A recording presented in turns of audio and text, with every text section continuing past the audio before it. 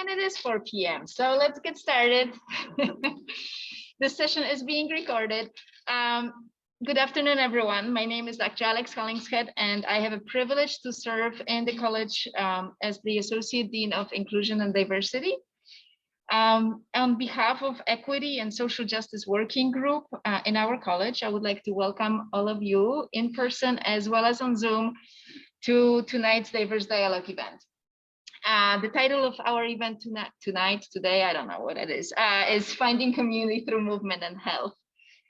And first, I want to begin our session by acknowledging that the University of Idaho in Moscow is located on the homelands of the Nimiipuu Nez Perce people. We extend gratitude to the indigenous people that call this place home since time immemorial.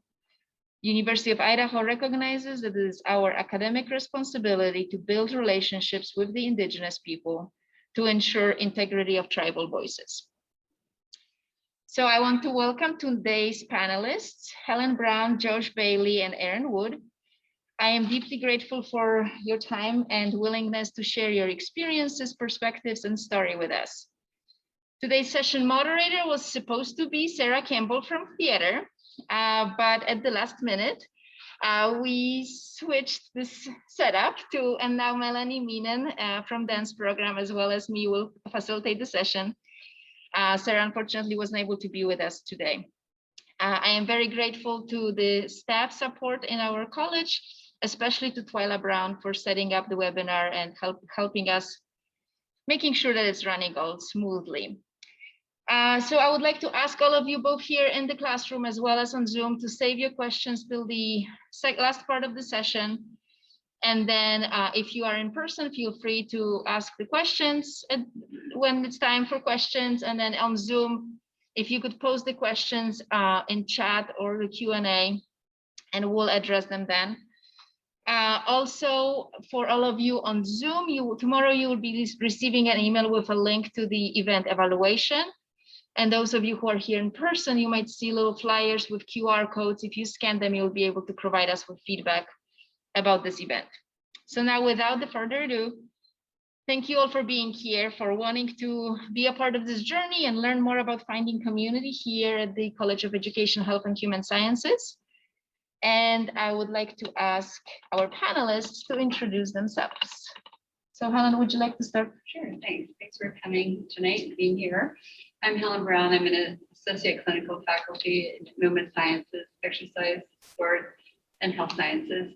I've been here for a while, I think about 16 years, but my journey really was through the practice of public health nutrition and public health in general. And I worked in practice many years working for tribes, both on reservations, in urban settings, at county level and state public health departments.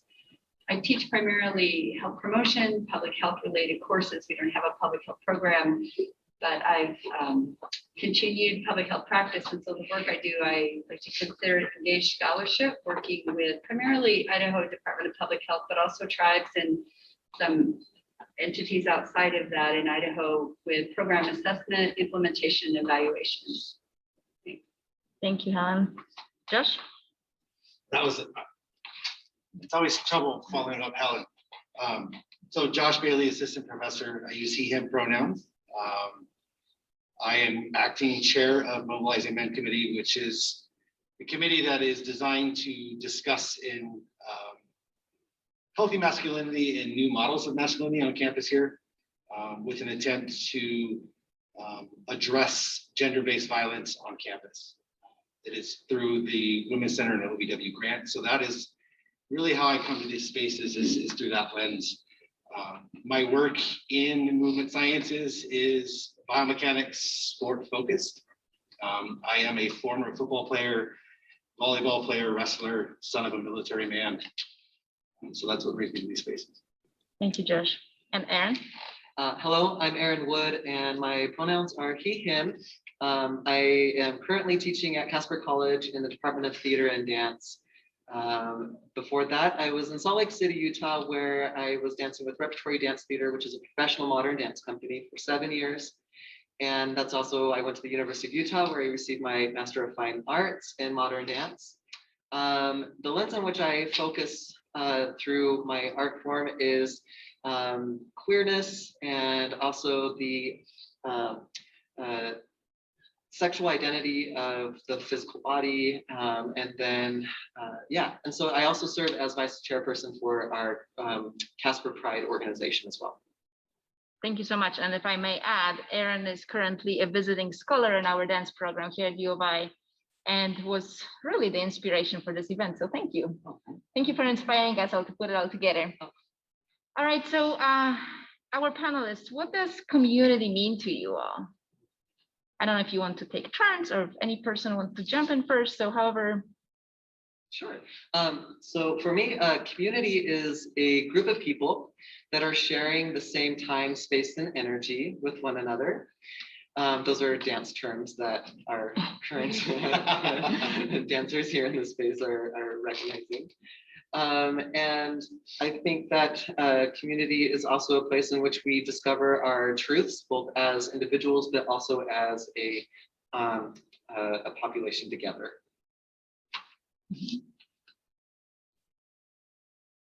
You know, I think about community on so many different levels that we're probably all part of a community.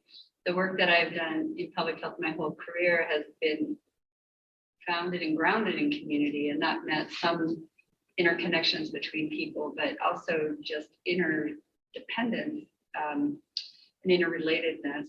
And so I feel that I move in and out of several communities, and that's just the nature of being in partnership with one another. I think you both said things for me that are really the key for truth and partnership. Journey for community for me has really begun recently, right? Like as a cisgendered white hetero male, for so much of my life, I didn't think I needed community. Much of my work now in this university and in this community, I've realized how important being able to be my truth in an environment, but being surrounded by people who are supportive and feel comfortable with their truth. So for me, I think community is an environment that allows people to present their truths, but also where it's that safety and that interconnection to where you can be your truth. I think community is something that we often take for granted until we don't have it. But it's something that I'm striving for to produce for our students.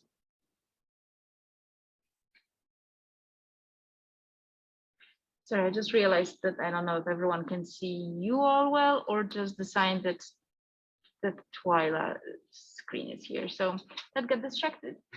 Yeah, that distracted me. Anyways, so Helen, if I can follow up on what you said you move in and out of different communities. Can all three of you kind of expand on that? What are some of these communities that you are all involved in, or what different communities do you identify with? If that's an okay follow-up here. You know, I grew up in a very rural agriculture community on the California-Oregon border, and I don't think I understood until I left that and was in an urban setting what that brought to my life and how interconnected we truly were. And then when I was in spaces where I needed to build it in another way, I realized how natural it was that I was in community and didn't know it. It's like a fish doesn't really know they're in water until they're out of it. But I think that understanding of that we need each other, we need to support each other and understand each other was something that really was the impetus for me wanting to work in public health, because I knew that we needed systems to make change and improvement, and we had to work together. So I've always been attracted to this idea of being a community, finding community, but learning about new communities, because it's so easy to become entrenched in one community and then lose perspective and points of view. So in one way, I feel like I've grown in perspective is through travel. And I don't mean as somebody that just sets, I mean in trying to deeply learn about other cultures and in a way that I'm challenged to be even better about being a community. And I'll follow up on that with this whole idea of intersectionality, right? We are many representations of ourselves all into who we are. And I think each portion of who you are can be in its own community. And then you don't even have to identify with the community as well as you're accepting and welcoming into the community as well. I think there are so many aspects of what community means and how you acknowledge and accept and are welcomed into those worlds by the way you listen, by the way you interact, and the way you behave. Yeah, I echo what my colleagues are saying here. Yeah, I think there's something to be said about being malleable in the sense that we can observe, we can see, we can learn, and we can expand our knowledge base, not just within the sense of the mind, but also the sense of our full embodiment of what culture might be, what a community might entail. So yeah, from rural Wyoming, I actually moved to New York for a year, lived there, and was encompassed and around, different smells and flavors and people and music and all of that. And that broadened my perspective of what community is. And where I felt like I might have belonged, or what I thought where I belonged. Thank you. So how do you define your role as a facilitator of a community? If I think of like the classroom setting, okay, so I definitely consider that to be a community that we are involved within. I think one of the roles in which I try to maintain is being able to create an environment that is safe for my fellow community members to explore truth, to be able to have a place in which, again, dialogue can occur. And there's going to be hard dialogue that happens, right? But I feel as long as like we're all on the same page of knowing that my truth might be different than Helen's truth, right? It might be different than Josh's truth, and that's okay. That's okay, and we can have conversations about what that might be. And so that's where, like within the classroom setting, I try to facilitate, a safe environment for sure. Then I'll look at it from the sport centric, right? So some of our work with Little A's Men has gone into different sports communities on campus. And I look at the makeup in being somebody from rural Idaho, and I would imagine the same from rural Wyoming, you get these individuals who come from Florida, from LA, from these larger cities.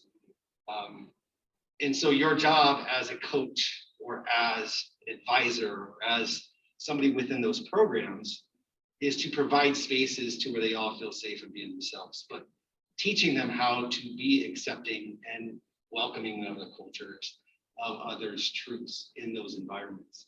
And I think the successful coach, strength coach, position coach, whatever kind of mentor in the sports setting is somebody who understands that and has lived that experience to bring those cultures. I think sometimes we don't do a good enough job of that because it's always on winning. But to facilitate is you have to open and allow those dialogues to happen within your team, within your athletes, and then you have to demonstrate yourself, right? By living the practice as opposed to saying the practice is what they all see and they all know what's happening behind the scenes too. So I think by living it, I will help facilitate it. Thinking about, Erin, what you said about building community in the classroom, and I'm thinking about how I might try to do that better, because I'm actually asking students to go into communities in courses I teach. So they're actively engaged in community, and I've really focused on a skill set for them to engage successfully. But I'm listening and thinking about what I can do in practice in class to build more sense of that in the classroom. I think another way that I think about being a facilitator of community is caring for students. To me, that's just a pivotal piece of what I try to do as an educator, is to relate to students and understand what their struggles are and where their passions are, and try to help them make connections and build community. And I don't just mean a one-to-one relationship, but be a connector. I really like the idea of being a connector of students to other professionals that might be helpful to them, useful to them, but helping them learn to build networks that that can be both beneficial, but they can also be givers in that setting.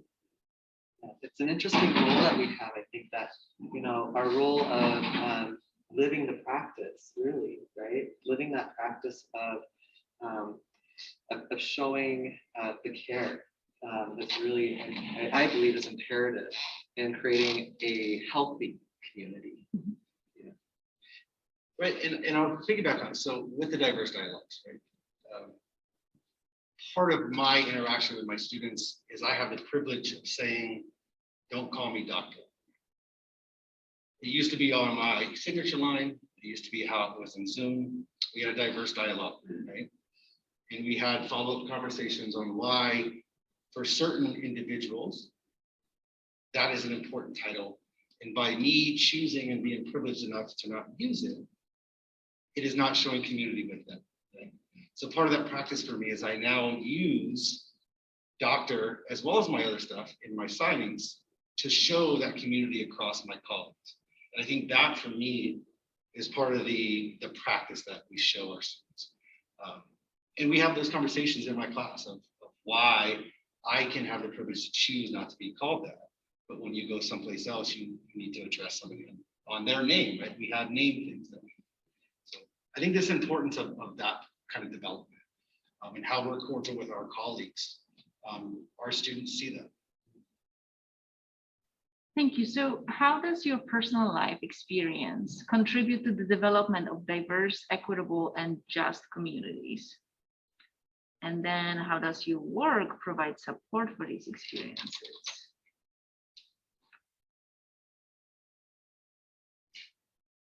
I think for me, growing up in Wyoming as a gay boy who was interested in dance, was from the get-go told that's not something that you can do.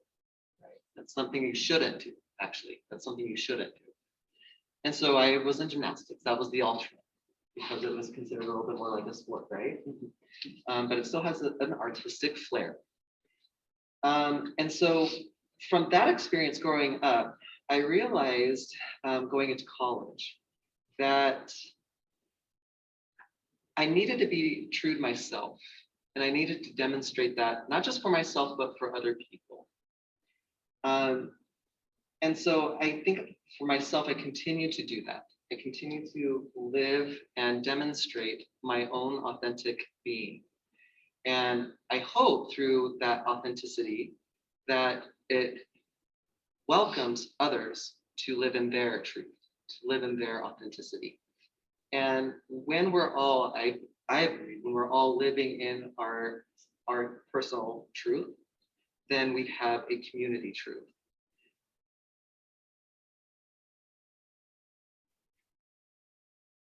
I think Helen and I have talked about this quite a bit, and over the last couple of years, and the more work I've been in with DEI work. I grew up in Southern California, and I lived in Vegas for 15 years. I took for granted the diversity around me, and I was blinded to see the unjust world that I lived in. And it wasn't until I moved to a very white region, and I have two young people who I've been trying to raise as very respectful humans, that I really realized that I need to be involved in some of this work by leading and practicing. As a person who comes in from a military household, there was this belief of what the young man needed to be, right? I played the sports, right?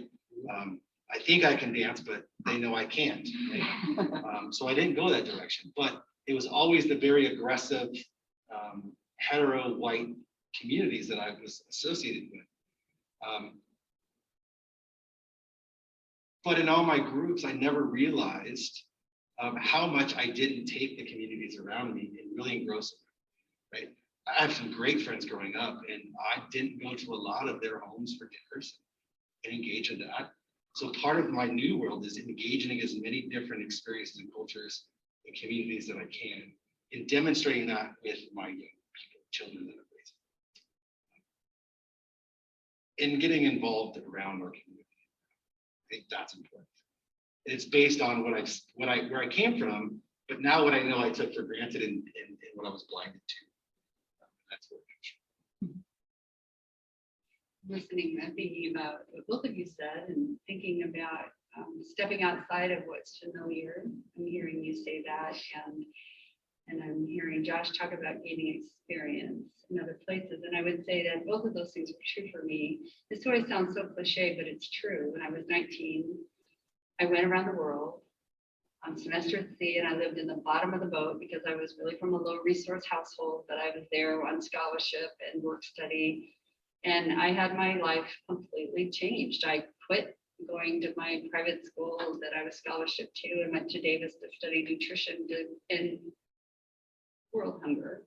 Haven't really accomplished that yet, but it really did shape me because of the experience I had of what I saw of injustice and inequity. And I don't think I had the words for that at that time. It was a long time ago, but I just kept persisting in this pursuit because it felt, I think also, I want to add this, I had really received the shelter of some lovely people in my community growing up in really difficult home situations. And I think there was this sense that I wanted to be part of for helping provide shelter, and also understanding how to better do that. And so I was really shaped by people that nurtured me, experiences that were offered to me, and encouragement to just keep persisting. And I would encourage anyone, any young people, just to embrace experiences and learn and drink deeply of them. I think that travel is key. And I think as an American culture, we don't do enough of that world travel experience. The best time I ever had is I spent 3 months in Australia when I dropped out of college for the first time, because I wanted to get the experience because I was sheltered in Orange County, California. But listening to people that were doing that travel from Europe say, no, this is what we do. We go out and travel the world, right? I think that is essential. And I think that's the way we facilitate community too, is by encouraging people. I know Helen does a great job bringing students involved. I think the more we can engage students to open their eyes to other communities through lived experience, I think that's huge. So does any one of you want to follow up on the second part of the question about how your work provides support for these experiences?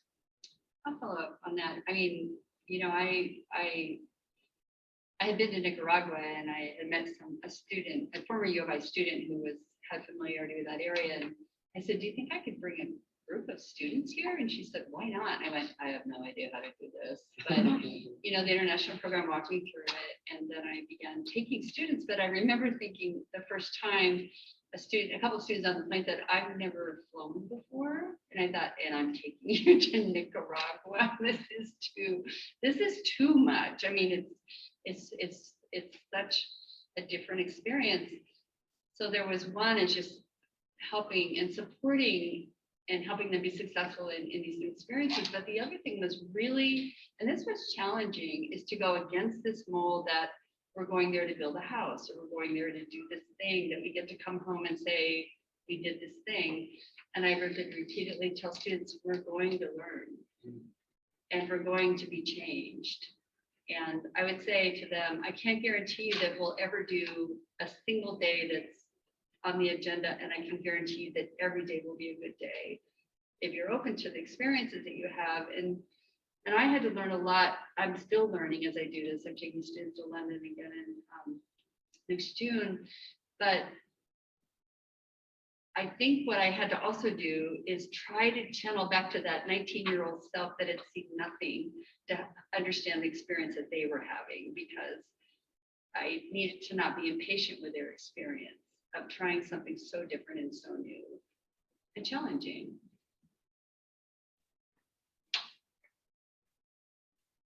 So I think about it from two ways for me.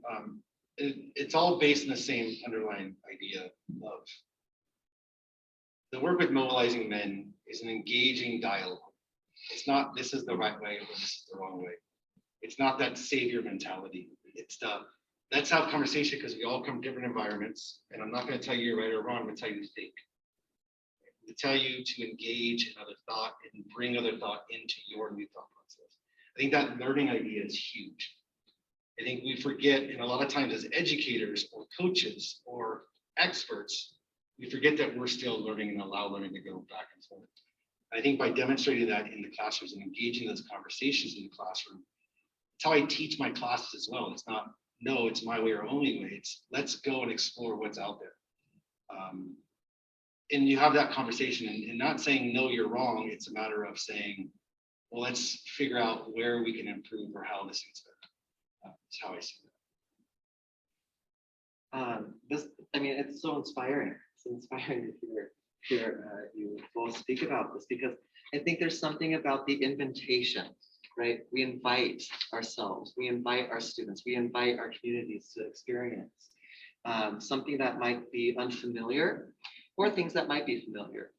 I had a similar situation. I took some students to a conference that had never flown in an airplane before. They had actually never gone through a revolving door before either. And so this is a brand new world for them, right? So we're on this plane and we're experiencing this in the US. We can do that, you know.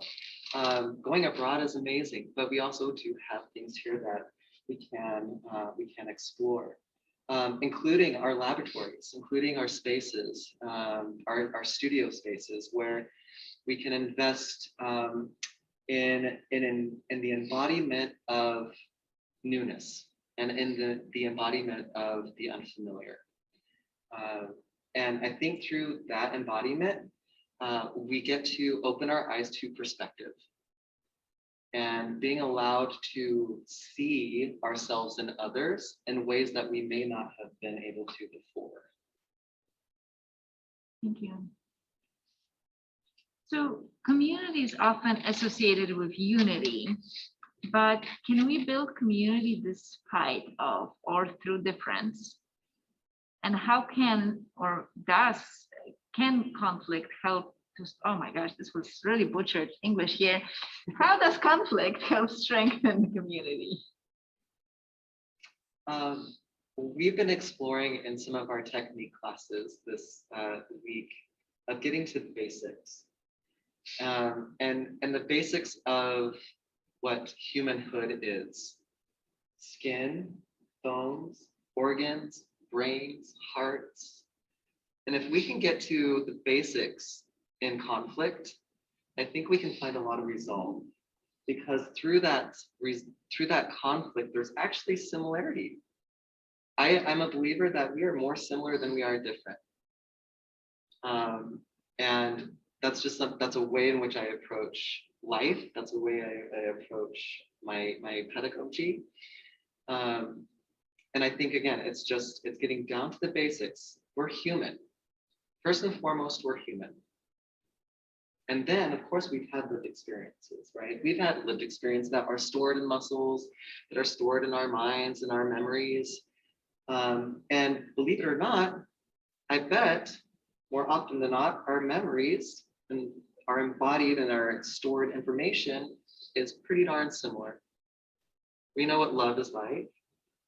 I would say the majority of people know what love is like. The majority of people know what anger might feel like as well, all of those emotions. And so if we can get to just the basics of seeing each other as humans, that's how I would suggest strengthening community through conflict.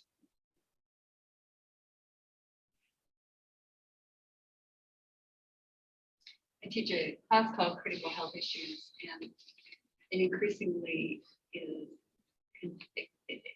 very contentious issues. So about misinformation. Of course, we're talking about COVID, and there's so much polarization around that. Gun violence, abortion. I feel like if we talk about critical health issues, there's this core of conflict in all of these issues. And what I'm thinking about isn't that I do this really well. What I'm thinking about is it takes a lot of time. So what you're talking about and how we see each other demands more time than we have in class period. And how do we carve out time as individuals and communities and classes to really do that to take the time to do that work and hear people out, because I'm guilty of not doing that. I have 16-week lecture schedule to get through, and I'm challenged thinking about that. I think about it in the sports world as, for me, conflict is really within, and I'll break it down to the individual team first. There's power dynamics.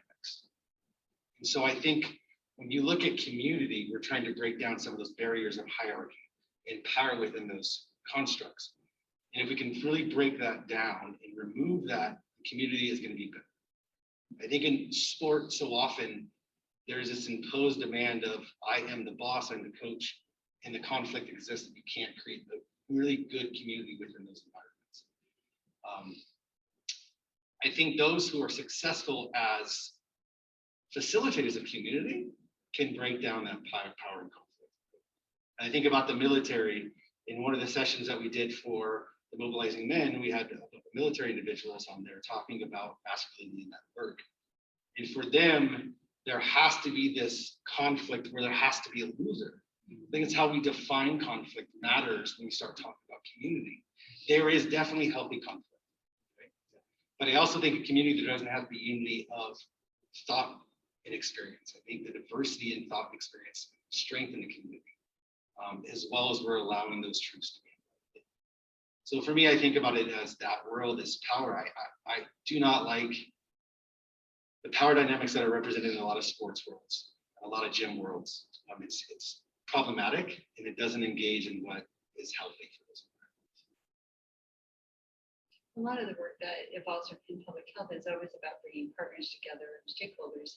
An early advice I was given by someone was, make sure you have someone at the table that disagrees with you. And that's a good thing, because you'll get diverse perspectives and you can be challenged in important ways. And that's something I've passed on to my students. It's like, we can't shy away from disagreement and conflict. We have an opportunity to try to understand more sides of an issue that way. That's not always comfortable, but I think it's important. And how do we build the actively listening to one another, and that, that how do we actively hear what one person is saying that might not match your truth, but that's okay. But we can actively listen to them. That's a book I have on my shelf. I forget the author, but Power of Dissent. And it's so important to move communities forward. There has to be a dissent, otherwise status quo stays the same. So Aaron, I wanted to follow up on something you said. You talked about building unity through recognizing how similar we all are, right? And how do you reconcile? I don't know if I'll phrase this question well. It's not written, so at least I won't butcher it straight up. But how do you reconcile this balance between recognizing the similarities among all of us as humans with appreciation for the diversity of our races and ethnicity and religious backgrounds and all the other contexts? I would wonder if it's a matter of allowing yourself to be open, first and foremost, to see the beauty that exists within diverse culture, within other people's experiences. And I'll speak from my personal experience in life. The moments that I shut the door are the moments that I find myself becoming maybe timid or scared, because I don't have the strength in which I can talk with someone that can give me a little bit more information to maybe broaden my truth. So I would say, yeah, being open is really important. Yeah, open heart, open mind. Thank you. Yeah, because I think the idea of people's truth represents it. I think, and I don't want to speak for it, but I think the idea of, on the basic level, if we take lived experience, we take some of these things out of it, we are human.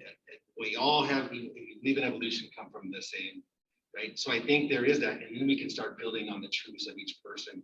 And that is now built on our conversation and how we build community together. But understand that at the base level, regardless of who you are here, we're human together. And that's the power of what we're trying to do. Thank you both. So how do we support new students finding their place in their community? And how do we prepare them for the world outside of the university community that we build for them in our classrooms?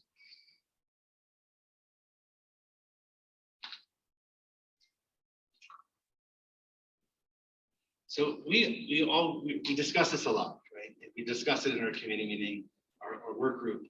I think it has to be organic. I think at so many times that we try to force an image of what we are for retention or for recruitment.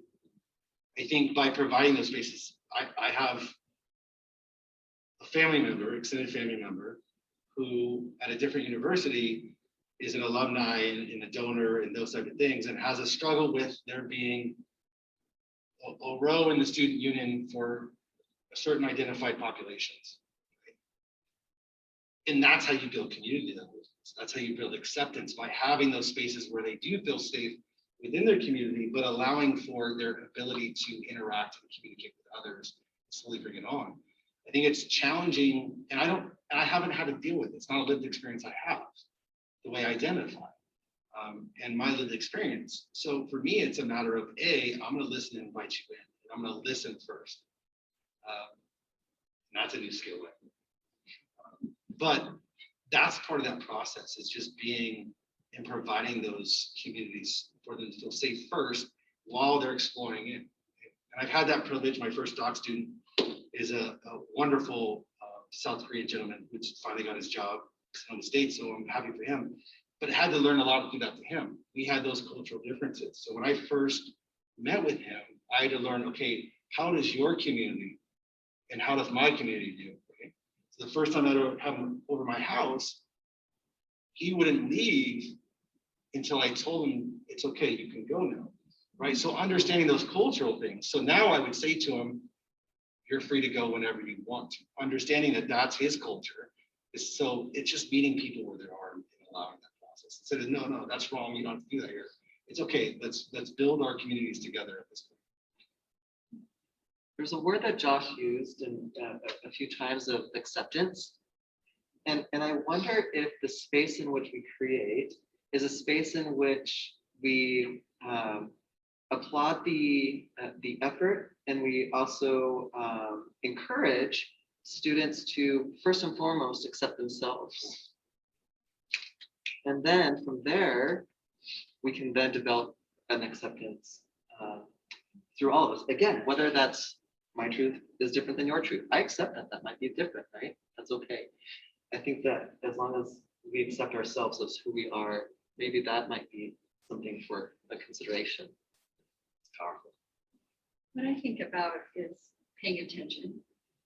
I think over what I've increasingly found over the years is students do tell you if you're listening and paying attention and noticing where people are connecting or not, and then actually learning to ask questions. And I do say learning because I mean I've really tried to include that in my advising, to say I'm wondering if, or how is this for you? And even around issues of food insecurity or housing insecurity, I'm noticing you're tired in class. I'm learning about your work schedule, and I think that paying attention has given me some better insight into some of the needs that we have in students, and then paying attention to the resources that we have on campus, so I know what they are to connect students.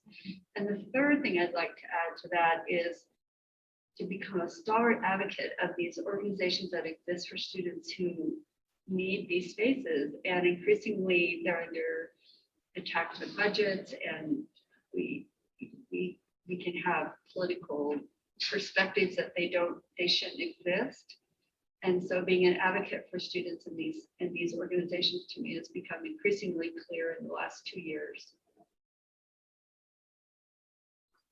So to extend this conversation, how do you prepare your students to the world outside of the university community?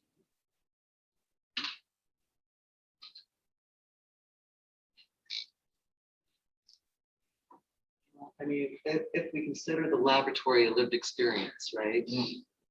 And the lesson plans in which we offer, I think that would do the job, for us. So long as we are, as Helen and Josh are speaking about, again, providing a space maybe where we find acceptance, where we advocate. Being an advocate is so essential. And then also living an example. If we can live the example in which we are asking our students to live in their authenticity, then hopefully when they leave, they will be their most authentic selves with the understanding that life ebbs and flows. So your truth this day might be different than tomorrow or 5 years down the line. I have 3 adult children, now a granddaughter. But I realized one really pivotal role of adulthood is to remain hopeful. Remain hopeful for your children and to remain passionate. And I feel that way about students too. And so I think, and I am passionate about the field and what I do. And I think it does help give students hope that that's something that they can find for themselves.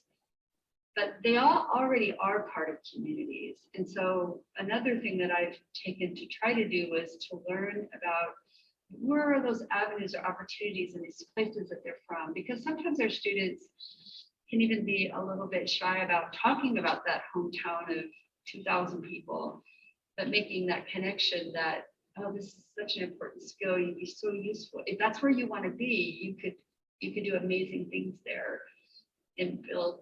And you're so connected to it. You have all these building blocks already. And so I just think that thinking about them already in community and going to communities that they want.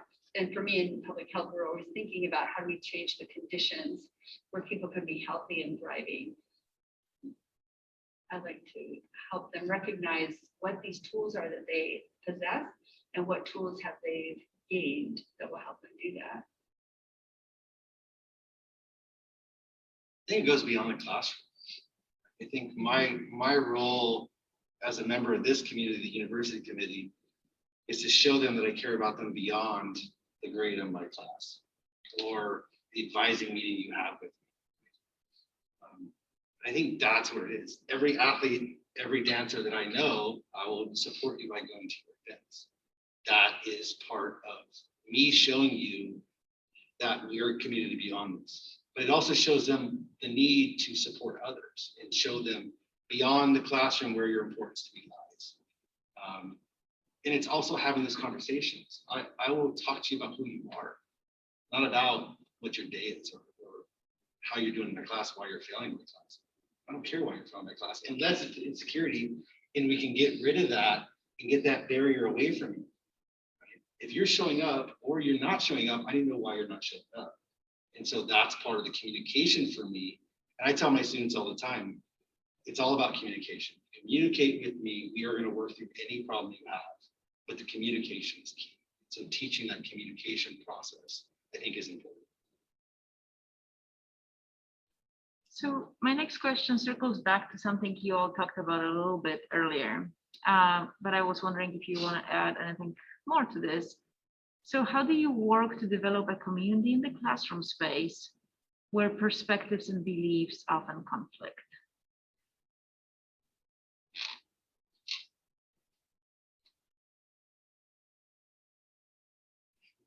We talked about building trust and being authentic selves, but how do you all do it? Well, I'll back up with a very interesting story, because I was always somebody who used to be very defensive, right? Especially if you challenge my thought. When I was deciding to go to grad school, my partner and I had the conversation, and I had to sit there and say to myself, the rest of my life, I am choosing a career that every thought I make is going to be challenged. Right? And so part of this process in this communication in my teaching now, I teach a field that is theory driven. And I go to conferences, there's camps. You believe this about the same topic. Well, you're in this camp, you're in this camp. And so I demonstrate that with our students and I talk to them about that. But then in our environment, please challenge me, right? Because I invite that with this process. My doc students demonstrated, if you work in my lab, you see it every single day, because my doc students will prove me wrong at least once a week, right? But I say prove me wrong because it's just the growth process, right? We're all learning. And the fact of the matter is, for me, I demonstrate this by demonstrating how the learning continues to go. It's not one-sided, it's two-sided. And I still remember, and I'll tell people all the time, like, it's not me as a person, it's my thought process. And we have to show that that's what this is about. Until we can stop attacking people and start attacking concepts and going back to that conflict, I think it's a very dominant attack term. I think it's all about the concepts and growth as opposed to who you are as a person. And that's what I hope to demonstrate in my classroom and my lab environments through the mobilizing men I work, I hope to engage in that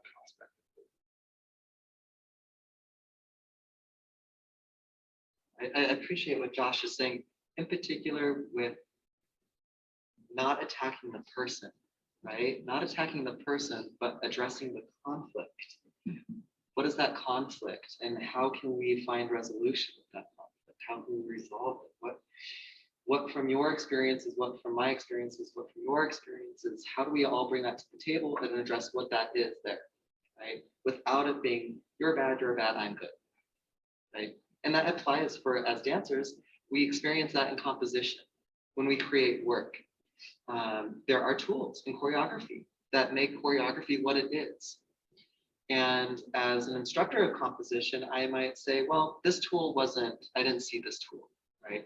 That doesn't mean you're a horrible choreographer. That doesn't mean you are a bad person. It just means like we need to find why did we miss that moment, right? And I think from my personal experience as a creative artist on the receiving end of criticism, sometimes that criticism can really come to you as you're bad, right?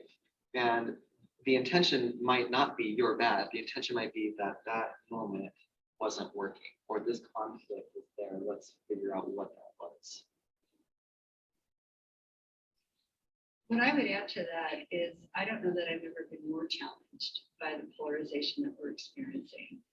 And I would be exaggerating to say that I have found solutions for this because I have it. And so I do my best to talk about balanced perspective. How do we determine credible versus incredible information?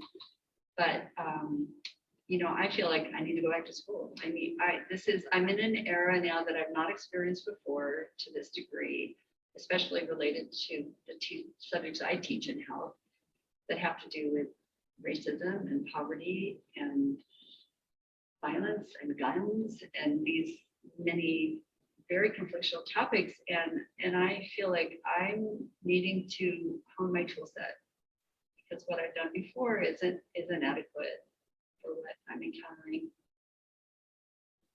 The speed in which this polarization has occurred. Yeah. So moving beyond the classroom, why is representation important in movement and health from a community perspective? Really the core of my work in public health is about health equity. And years ago, we would say we're striving for it. We want to decrease it. And increasingly, the public health bodies that make CDC and the Surgeon General are saying, no, we need to eliminate it.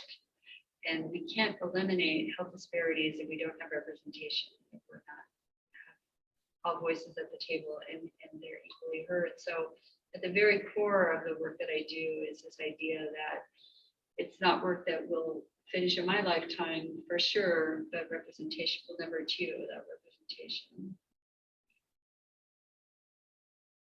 Yeah, I'm going to piggyback off of this idea of representation. I feel that for dance artists, we have the ability to truly represent what we are witnessing, and what we are witnessing. Because I believe that our bodies are living repositories for experiences that are going on, past and present, and possibly even the future. And so one of my goals through the work that I create is to serve as a way to give voice where maybe a voice has been muted, maybe to present work that is going to be quite uncomfortable, but by presenting that work, there might be a glimmer of acceptance from one person. And that little glimmer is going to then get a little bit bigger, and then a little bit bigger. And then all of a sudden we can then from this moment of sharing our repository with audiences or with whomever comes to view, can then take a moment to reflect upon themselves. What am I doing in the community? What is my involvement in the community? Good or bad? I think lack of representation yields fear. I think you are fearful of what you're not exposed to. So I think the truth is, if you watch people walk around, there is not one way to walk. If you watch people dance, there's not one way to dance. There's not one way to swing that. I think going back historically, the world cast left-handed people aside because we were fearful. They weren't represented well. I think if we look at communities in rural populations, but also in places like Orange County, where you have pockets of people who are segregated from other people, they become fearful. That's where I think the root of where we're at polarizing right now is there's no representation where people are listening and viewing and acknowledging the differences but similarities in this process. We communicate that in the way we move throughout our days, the way we engage with others consciously and subconsciously. I think that is where this whole process for me matters. I think the more engagement we have with others, period, we become better representations of ourselves. I think that's powerful. So the last question I have here for you all is, how do you appreciate differences and similarities in your work, teaching, research, outreach? And how does this relate to the development of community in your work?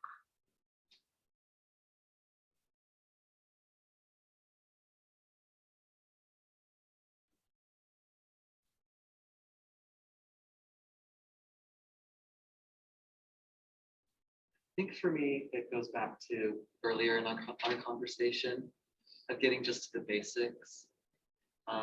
However, as Josh was just sharing, we all move differently because we are all individual.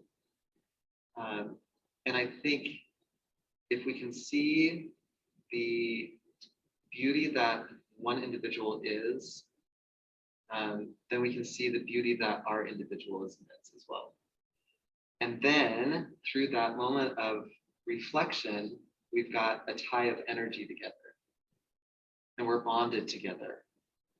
And if we can bond with everybody, we think molecularly. Now you're scaring everybody. then we can maybe have a sense that we're in this together, whether that's, again, with our differences or our similarities. Yeah. I think for me, Aaron, you've touched on something twice. I think it's a lot of this comes to your own acceptance of yourself, or your acknowledgement of who you are, and you're coming to grips with that. I think that is so huge. And I think as I've grown as a person, the way I treat people has changed with more of accepting who I am. Both of my brothers are over 6 feet. I'd accept I was a short person for a long time. But I think that comes into play a lot. But going off of this, for me, it's who I bring in and engage with. Right? In my research for us, in our world, in the movement world, in the performance world, we always want the elite athlete. We always want the elite dancer. We always want the elite this. But that misses so much of our environment, our world. So most of my work deals with the population. And yeah, statistically, oh no, nobody loves it, but that's who we are. Let's muddy the waters. Let's get it all going so we can start appreciating the subtle differences in all of us. I think that's huge. I think showing me in the way we talk about it in our labs, in our environments, in our community with the lab I have, that's the work we do, is appreciating the subtle differences in the way everybody moves, as opposed to saying, no, you all need to move this way. You all need to run with 160 steps per minute. Right? You need that cadence because that's what we want you to do. That's not what we need you to do. But that's where it comes down to. So Josh, you touched on something that I really wanted to ask follow-up question. So now I'll just do it now, I guess. How do you all help others build or find communities in spaces where they don't feel represented? So I'm thinking specifically back to our conversation about a dance studio. And while maybe not everybody is represented, barriers of body, size, shape, color, way of moving. And the examples can be multiple, right, across all the spaces where people want to belong or want to find their community, but maybe don't feel like they fit in. What do we do? I feel like there's a lot of intentionality that's really required in that. I'm thinking back, this is years ago, I was part of a large task force in the state of California, and it was about breastfeeding, a nutritionist. And we brought in we wanted diverse representation from occupations, ethnic groups, experience. And no matter what we did, the doctors talked to each other. I mean, we just felt like the doctors keep talking to each other, but we've got these community health workers that have a wealth of information and experience about women that aren't, and with populations that weren't breastfeeding that we really needed to understand. And so just intentionally, we had to rearrange the room because no matter what we did and no matter what we said, the doctors talked to each other. And so as a public health professional or practitioner at that time, I had to think about if what we really hope for is representation, then we have to be very intentional about it and also attend to the people that we brought in. And one thing that I think I was thinking about walking over is how does representation not become tokenism? Because that's really the dark side of trying to do this work, but not doing it very well. And so always kind of examining yourself and your intentions about how you're asking people to join and what roles you're asking them to play, and are you listening? The very last thing I want to say about this is, and I think this also just kind of comes with age, when you go, I really know less than I thought I ever knew, because that's just what happens. And to say, I see in part, and to grow comfortable with saying, I know I just see in part, and I need other people to help me see. And I'm going to piggyback off of what Helen is saying, is because I find for myself, the moments that I allow myself to be vulnerable and to be seen in my vulnerability, that opens the gate for others to be vulnerable as well. Mm-hmm. I think one of the things with the intentionality piece is we live in a world right now where we don't have to create the content. I think we have a space where we can show individuals representation, and then we can figure out how to bring it to our space through a collaborative work with the individual that's feeling not part of the community. So yeah, and I'm thinking this in the dance world, but I'm also thinking it from the sports world, right? I'm looking at it from a Little League World Series concept, where now we've had 2 young women pitching in the last 5 years. So now I can use that to say, here's your representation. Now let's bring it to our community, right?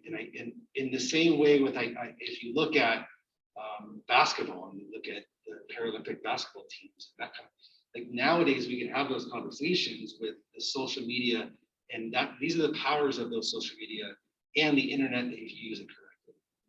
And then now it's, okay, how do we get those communities to help us bring it to our community? So now we can. I hear Helen 100% with the intentionality, but doing it correctly with representation. Thank you. So we have some questions in the chat that I will read out, and then if anyone here in the classroom has a question, please just feel free to interrupt as well. So first question here is, has the pandemic built up community or divided it? I think it's a double and I'll speak for the dance, for my experience within the dance world. I think it's a double-edged sword. I think technology's given us the opportunity to see other cultures and to go places that you may have never been before. However, the double-edged sword is you're still in your living room. You're still in a zone or a space that you are comfortable within. And part of what I think builds community is getting uncomfortable, being vulnerable enough to be uncomfortable, to open yourself up to experience something new, and then decide for yourself, where is that truth at for myself?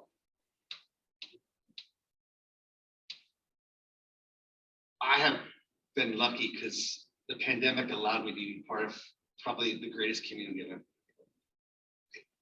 So I have a weekly community that I do Zoom calls with that I never would have been able to do without the pandemic. And it's a group of male identified individuals who do great work down in Boise, Tampa, Chicago, New York. I've gone camping twice with these men last year. No, that was actually it was weird, yeah. But like that has been the community, but it's also for me, I think, and we talk a lot, especially in I'll get into some of the masculinity work on this concept of masculinity with male identified individuals and how we have to be strong and we can't be vulnerable. Right? We talk about the norms and we can't ask for help or we can't and do those things, right? And I think what the pandemic has done is forced those barriers for many of us to be pushed down. And we've realized how much community we do need. Yes, I think it has polarized us even more. But I think it's pushed hand on what false community we were living in. And I think that's the huge part because people weren't living their truths before. And now it says, bring your truth and put it here. But you either have to accept my truth as well in order for us to be community. I think that's for me the problem with this polarity that we're living in is we're still not trying to come to the root of the conflict and accept our truths. We're saying, no, we're just gonna be in conflict because I'm right, you're wrong. And I think that is what the pandemic has done with our community. And I think, is it a struggle? Yes. Do I think optimistically and thinking the good, we will come out stronger than we were? I'm hopeful. Because otherwise my 2 young people that I chose to bring in this world are gonna suffer for it. Because us who are supposed to do better by them, we have failed. I'd like to really shout out to students. You know, I'm thinking back to spring semester 2020, and I had a couple classes, but I had one where I was actually asking them to go into community to do work. And you know, the word of 2020 was pivot. And I would say we've got to pivot. You can pivot. We will pivot. And the resilience that I saw them exhibit and the trust that they placed in me to do this thing differently than they were intending to do it. But I think a key piece that I learned in that process was when I finally looked at them and said, you're struggling, I'm struggling. The email that I got back from them saying, thank you for telling me you're struggling because now I know it's okay to be struggling. And I felt like we built a community in that course that I've not seen since. And I think the idea of vulnerability but also offering them assurance that we would move through this together and be supportive was powerful.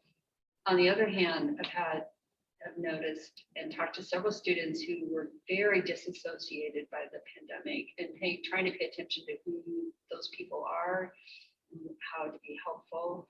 I mean, I would always say I did not live through this pandemic in ways that other people have because I didn't have small children at home anymore. I was trying to usher. I wasn't unable to do my job.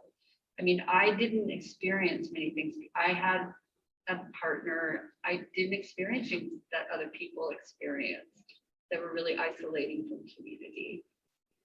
We were in a workshop last night talking about going out into the schools and what we can offer there. And then today we were also talking about the senses, or 5 senses. And I'm wondering how much this pandemic has desensitized us, right? And I wonder how we're going to get back some of that in our communities.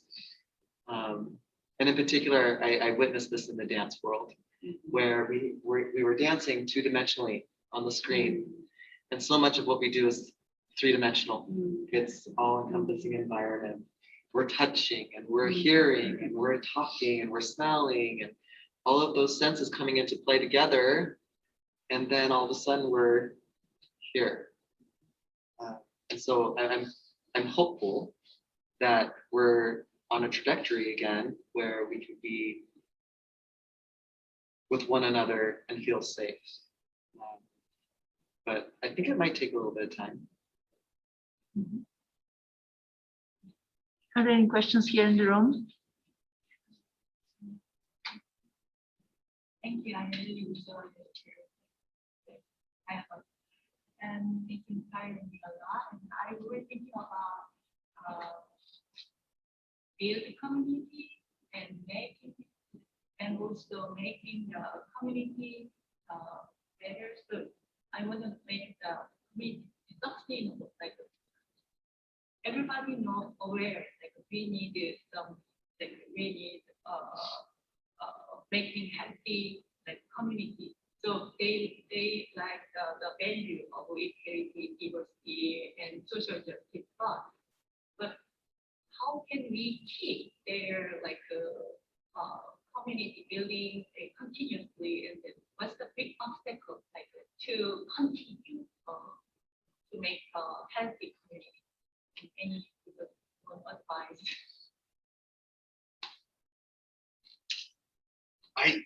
For me, a forced community is never a sustained community. I think it has to organically flow with purpose and with representation at the table.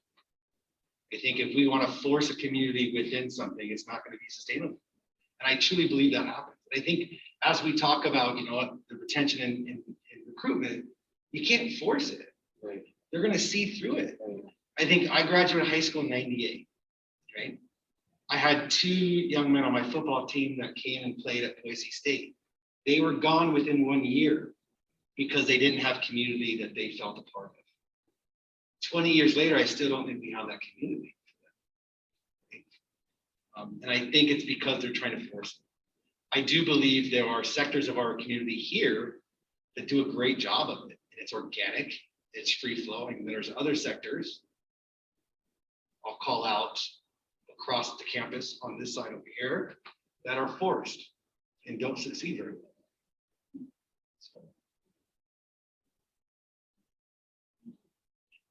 In one of my communities, I was actually building a public health program, and I decided to dub myself a new title and called myself the Helping Community Coordinator because I wasn't sure what to call myself, so I just did.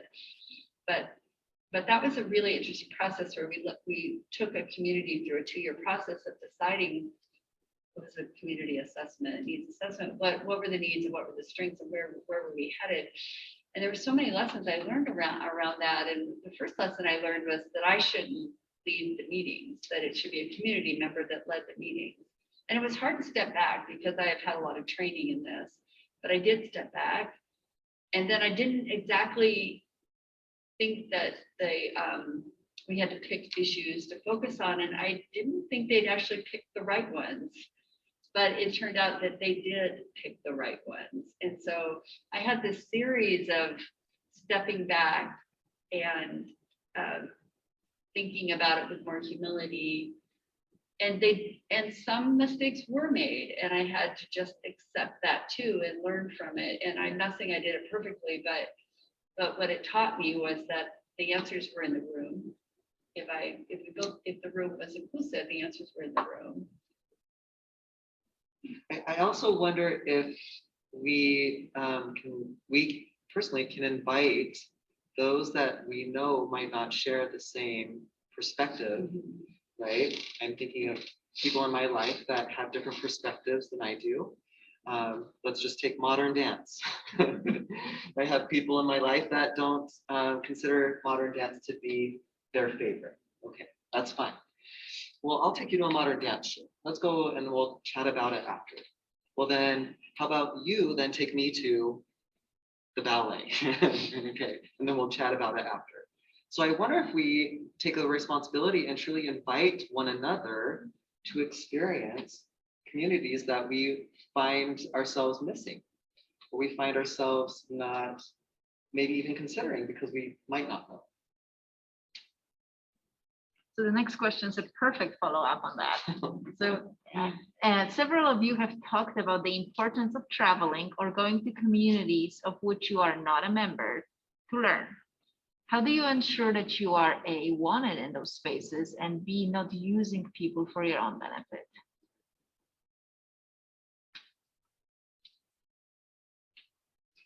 Well, I think that's a wonderful question. And I would say that an increase. I was in Nicaragua a couple times a year for years. I haven't been lately because of political conflicts, and every time I went, I asked myself, what's my role here and what's my place? But I've developed deep friendships there, and I'd ask them those questions. What's my role here? What's my place? And I've been chastened by some of their comments that have been helpful.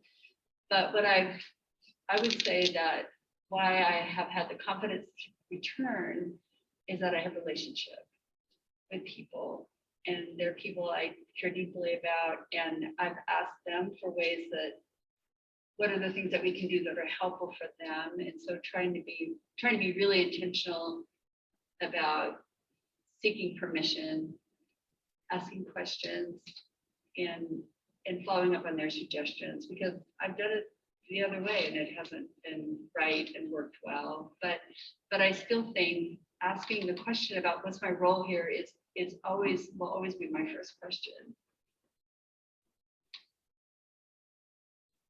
I think I haven't done it from a work perspective.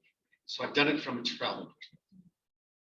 And when I lived in Australia for 3 months, I was working and doing some things there. And so you're not imposing yourself on their lifestyle until you're invited into something, right? So instead of me saying, I want to come over, it's you wait for the invitation, or you have that invitation. Oh, did you close us out? Right. So I think it has a lot to do with our intentions and being truthful to what the intentions are. And I think that was the struggle is when I went to Australia, the joke was put a Canadian flag on your backpack at the time because of the way they perceived Americans. We were the ones that were going to go over there and we thought we knew it all, and we were going to propose our beliefs onto you. I think that it's just how you interact with people. And I think I keep going back to the word organic, but that's truly how I believe these things have to occur. Instead of you coming up with a solution or how you want to interact with them, it has to be a mutual organic flow back and forth. It's got to be the dance, right? I'm going to say tango because it's the one that came to my head. It's very aggressive. I think that's fun. But I think that's what it has to be, a dance. Like, let's learn from each other. And I only go into spaces I'm invited to. I'm not coming to your space if you're not invited to your space. I'm not going to give you my opinion in that world unless you invite my opinions. I wonder if it's a matter of, let's take the tango. I think we need a demonstration. Yeah. I wonder though if it's a matter of understanding your role, right? Are you leading or are you following? What is your role? And because there's a lot of information that you give and a lot of information that you get. And if you're true to that intention, right? If you're true to that intention, then it will be organic. Thank you. Melanie, do you want to ask the question from chat? Because my prescription is not good enough to see it that far. Sure can.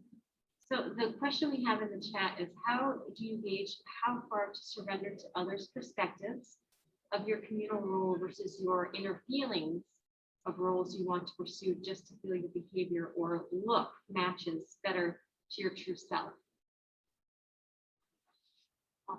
It's right in the chat too.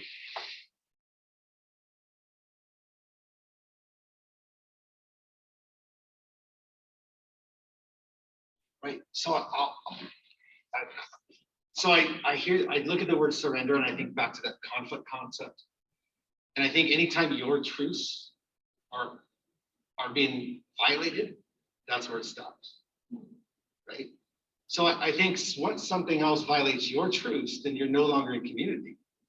Now you've broken the community at which you're part of, right? And so I keep going back to these very aggressive conflicts. So surrender to me, somebody has to win, right? And that's not what community is. Community is we're all in this together for the betterment of our community.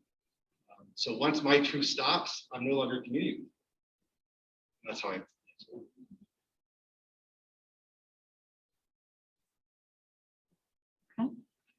So you all talked about the university community. Who on campus do you think is denied full access to that community, and how can we make it better?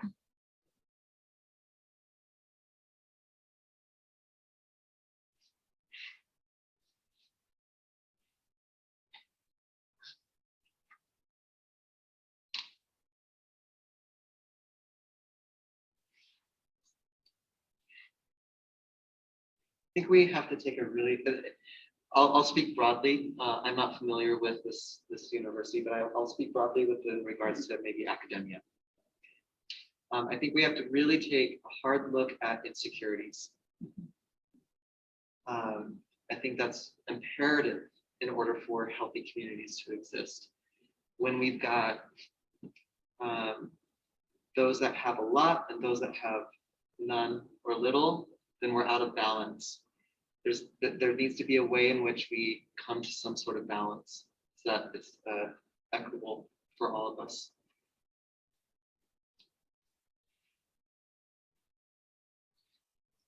I think many of us are ignorant to those who are denied these because we don't know. I would like to think that if we knew, we would have movements to allow and provide the spaces for them to gain access. So my ignorance is telling me that I hope we just don't know. Because if we had the answers, they shouldn't be there.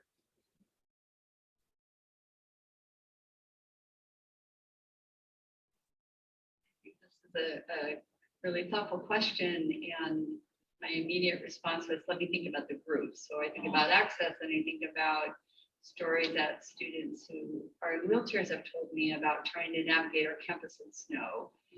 That's a very literal interpretation of that question, but they opened my eyes in a way that I hadn't seen, how access was so difficult for them to navigate our campus and to be safe. They talked about being trapped within 2 doors in a cold environment, and we didn't have emergency systems. So, I mean, that's a very literal interpretation, but I'm going off of what you said, Erin. I think about, we have real power differentials on campuses, and that means some people don't have full access. One of the student projects I had last year looked at staff wellness, and the issues of staff wellness weren't the physical.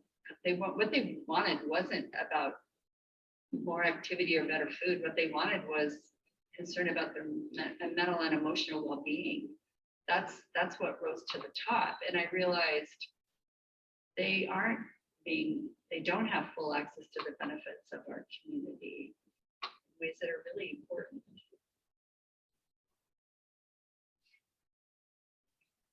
So the last question here in the Q&A is, in many ways, vulnerability is a privilege.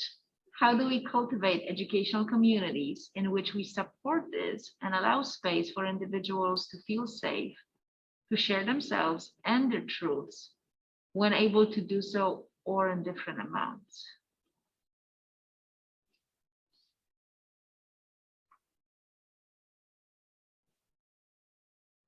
My immediate reaction to that question is that we can't expect people to be vulnerable. What we can do is have healthy vulnerability ourselves, but in that, not asking people to take care of us as faculty.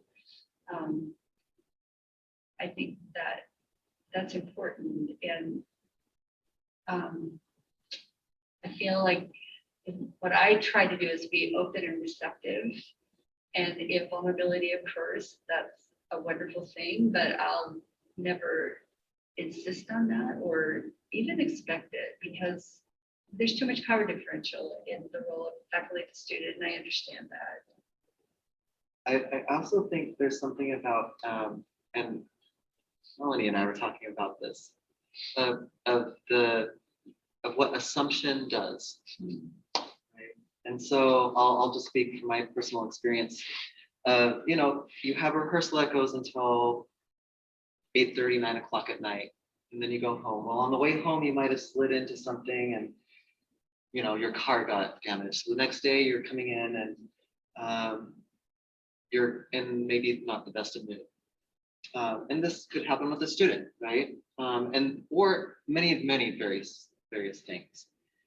So my role, I think, as a facilitator of a safe environment is to not assume that my students or our students are going to walk into the space gung-ho, to be vulnerable, right? Or to be in a place that is comfortable for themselves.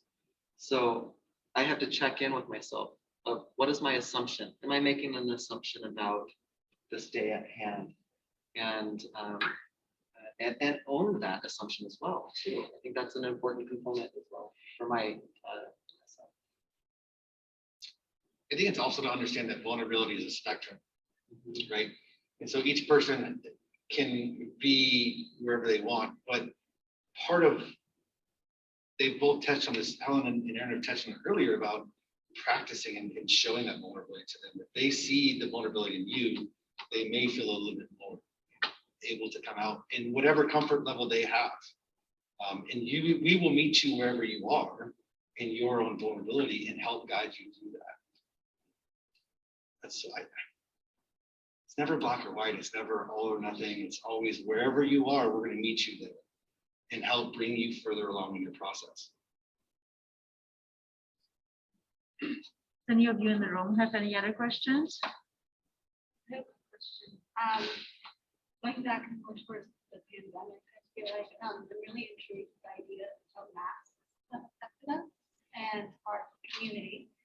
So I'm really interested in how all of you have noticed a change in the community of your students related to wearing masks and how that has changed the way you teach, if it has or not.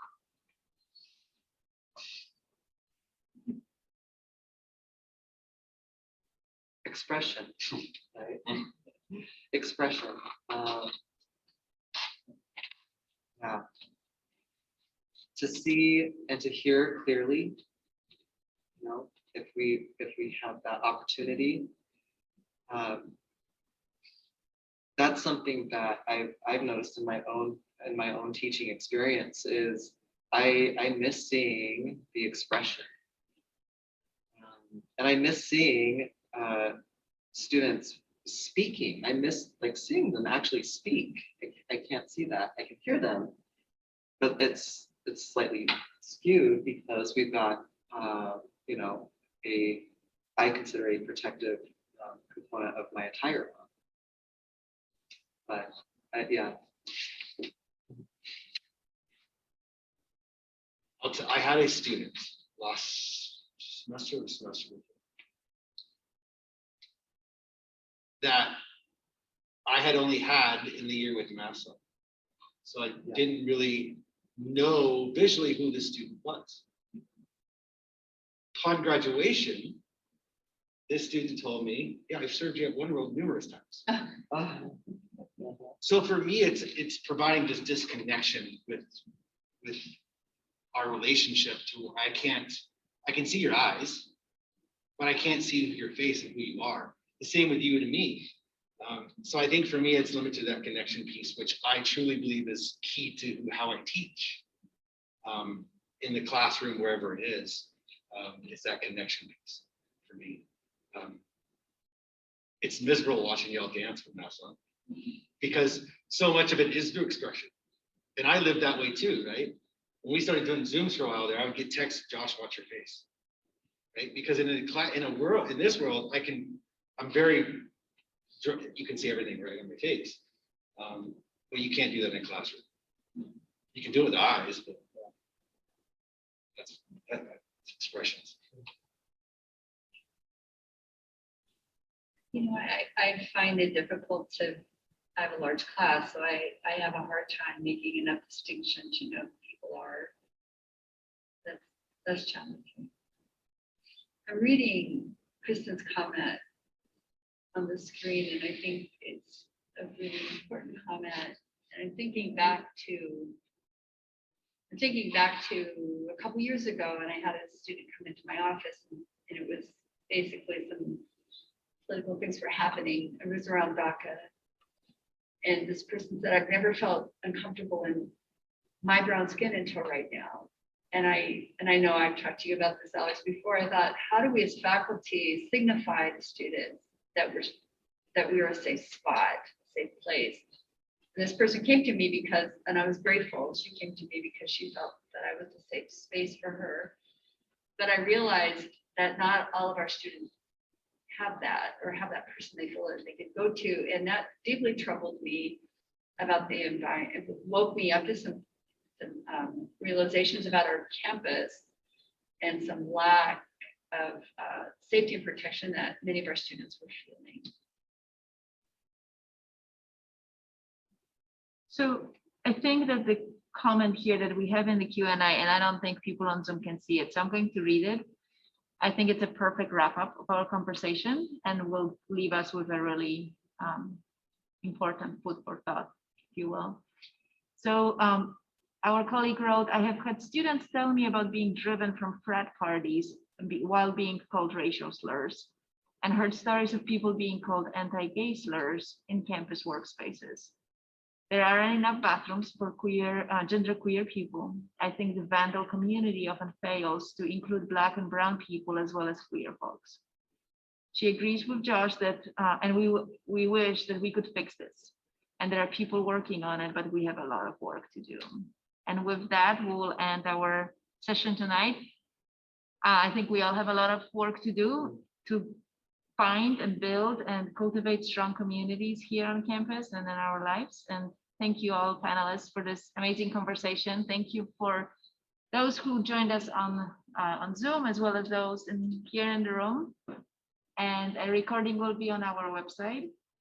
An evaluation will be sent out to you all to complete, and have a wonderful evening. Thank you. Thank you.